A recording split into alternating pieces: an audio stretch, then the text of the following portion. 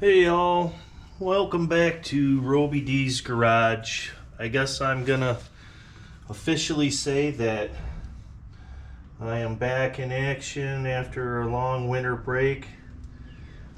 Stayed out of the garage mostly because of how cold it is outside, or was. And I did get out here. I did a disc brake conversion on the 70 Duster, as you can see.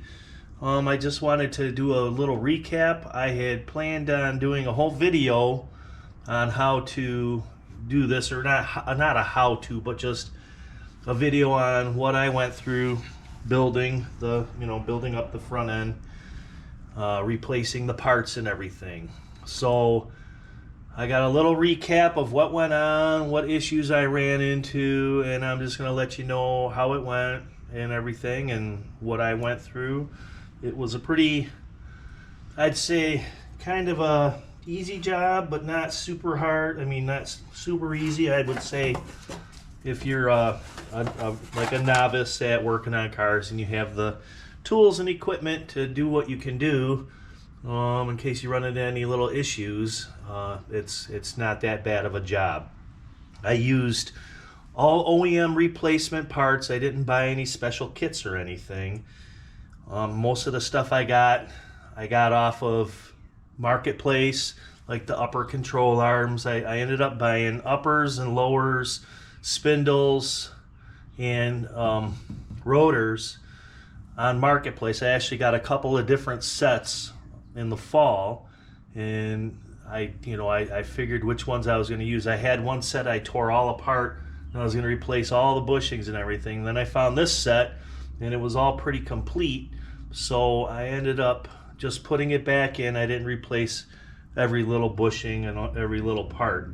So what I ran into as far as issues was I had the biggest problem was, and it's probably a normal problem, is that the bolts that mount the upper control arms, they all snapped off when I tried to loosen them.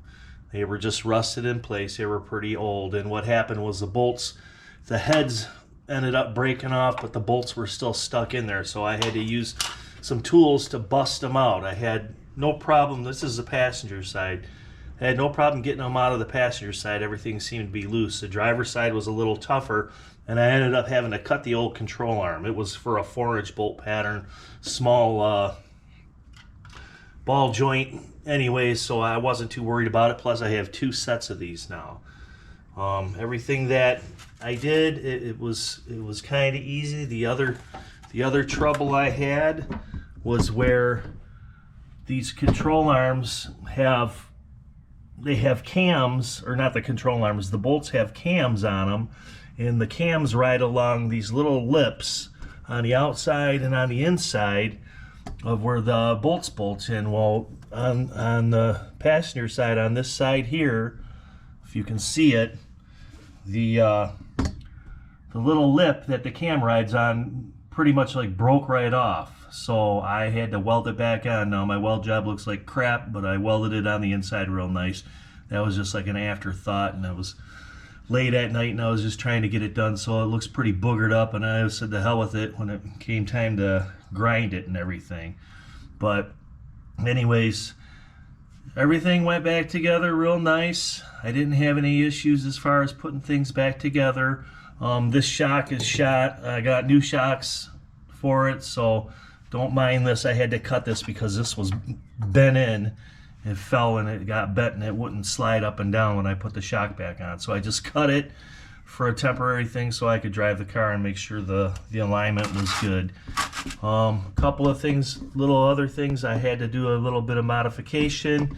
The new brake line here, let me adjust my camera. The new brake line that comes up here, where this comes into this bracket, this mount, this brake line was too big, so I had to take a step drill from underneath and open the hole on the mount a little bit, and that way that would fit in there. I actually had to modify the brake line itself because it had a little hex head, like a funny little hex thing underneath that I had to kind of grind off to make it round to fit up through there to slide the retainer in place. Everything else was good. I put new tie rod ends on, inner and outers, ball joints upper and lower, everything like that. So it all went pretty good. Both sides didn't give me too much issue. Yeah, and it took around 10 to 12 hours total time. It was pretty cold out here this winter, so you know, I would come out here and spend 2 or 3 hours out here freezing my butt off, and then, you know, when it warmed up enough, I would when I got too cold, I would just go in. And let me see, I'm fix my camera a little bit. Yeah, so when it got too cold, I would go in, warm up, and then usually end up sitting in front of the TV or something with the wife watching TV, and then just wait till another day. The parts, all the parts that I bought the used parts off of Marketplace. Like I said, I found one set one day. I had to drive about an hour somewhere to go get them. Everybody seems to want a fortune for all this stuff. They think, oh, you know, I can get $500, but I'm pretty cheap, and I look for the deals. I got one set, which was uppers, the lower, no, it was just the uppers, the old rotors. All the rotors are all, you know, shot. So it was uppers, rotors, spindle, and calipers. I got 2 sets of calipers that are completely locked up. So I had to buy new calipers, I had to buy new brake lines, obviously, and all the ball joints and tie rod ends. But the first set I got, I think I paid $80 for it, around there. And then I found another set later on, which was ironically like 2 miles from my house. And I got a ripping deal on that, and the guy had the full uppers, lowers, everything. I didn't replace the lowers, I just replaced the upper control arms. You don't have to replace the lowers, which makes the job a lot easier. So that was, you know, I got a great price on that. Plus I bought a whole package of parts. Turned out he had all kinds of cool stuff in his storage unit. He had wheels that I got a great deal on, all the rally wheels. I think I posted a little something on that already. A new K-frame with spool mounts for a V8.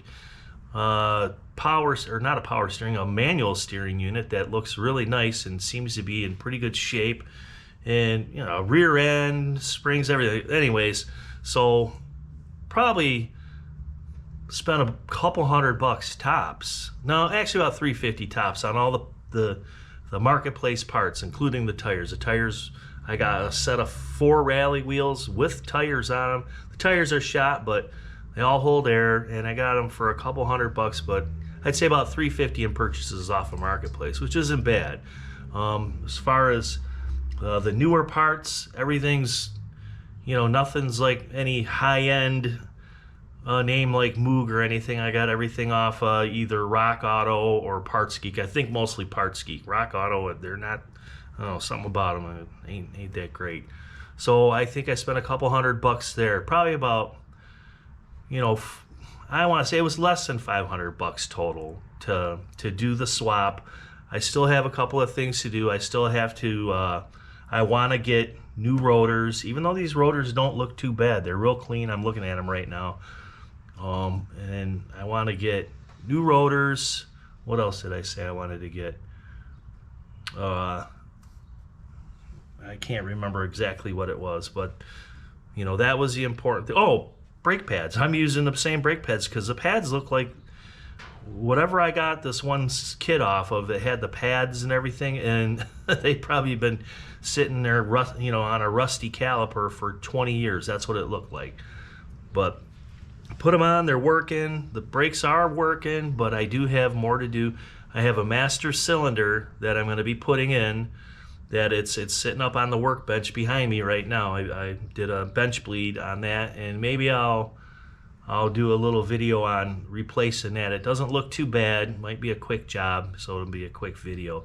I did have a whole video planned for this whole brake swap thing, but when I started to edit it, everything was all over the place because I was in and out of here all winter, you know, not all winter long, but a bunch of times in the winter trying to take care of stuff, and it was just nothing looked good, nothing looked, you know, as far as video quality. So I decided I'm just gonna show the recap on what it is, and we'll go from there. I will get the new shocks in and the master cylinder in soon, and see how it feels, if the car feels even better. It drove good. It tracked straight.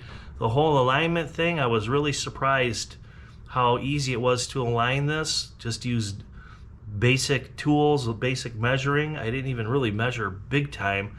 There was a way to set the camber up top for a maximum effect, and then you do the toe in with the tie rods, and sometimes that's kind of set the car track straight down the road. I might have to pull in the driver's side toe in just a tiny bit, and we'll see how it tracks then. It just barely pulled to the left, which really surprised me. I figured it would be all over the place. And I'm not going to spend $200 or $300 going to an alignment shop where those guys would be doing basically what I'm doing. You know, they don't work on old cars anymore. So yeah, so let's see, is there anything else? I got a little list here of things I wanted to talk about. The skill level, maybe I said so already, but it was, like I said, yeah, I did say so. It was moderate, maybe.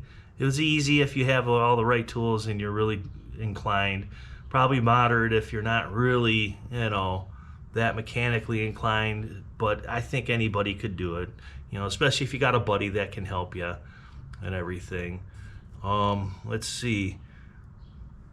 Yeah, the biggest thing was, you know, the hardest thing I had to do was pull the uppers out, get everything out, and then rebuild the adjustment where the pocket where the adjuster goes on the inside. I had to weld that up. Ball joints and tie rod ends, you know, they were as usual. They're kind of tough if you ain't got the right tools and stuff. You know, I was using a hammer and a pickle fork for most of the stuff. I did buy a remover, but the remover broke, you know, after 1 or 2 tries. So yeah, that was it. So like I said, new shocks, master cylinder, new rotors and pads, and possibly I need a new proportioning valve. We'll see how the thing acts, you know, the car acts or stops after I put the new master cylinder in. It's got a drum brake master now. This car used to be a drum brake 4-inch bolt pattern car. Now it's got 4.5 all the way around. I had changed the rear end a couple years back. So yep, and I just want it to be able to stop, because it's, you know, the more work you do to these, the faster they go, and the faster they go, the more dangerous they are. And it's, yeah, I just want it to stop a little better. So I just wanted to recap. I'm got this in this video. I'll probably show it driving around a little bit. I'll show it pulled out with the new rims on it, and hopefully I'll have another video up soon about doing the master cylinder and show you guys how I did that. I think I did a brake bleed on a bleed on the master cylinder, a short video a couple of days ago. So yeah, stay tuned. Hopefully, you know, I'll be able to start dropping more content. I got a couple more ideas to go, you know, a couple more things I want to throw at this car, because I got some compression issues that are funny and some other things. So thanks for watching. Like and subscribe. Like and subscribe. Like and subscribe to Roby D's Garage. Thanks a lot. See ya.